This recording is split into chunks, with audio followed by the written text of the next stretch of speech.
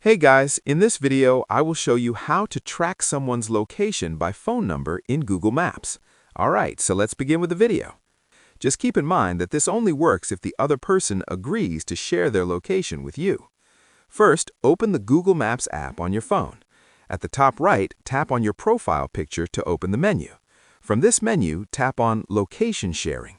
This is the feature Google Maps uses to share real-time location with others. Next, tap on this plus option, which is New Share.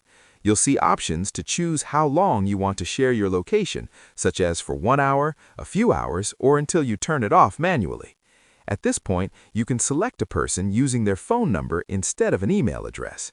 You may see suggestions, so scroll through. You can tap More, Continue, and allow access to your contacts to choose the correct phone number. Once you share your location, Google Maps will send a link via text message to that phone number. When the other person accepts and shares their location with you in return, you'll be able to see their real-time location directly inside Google Maps. Remember, you cannot see someone's location unless they choose to share it with you first, but you can always share your location with them to prompt them to share back. And that's it. So that is how you can track someone's location by phone number in Google Maps. So that's all for this video.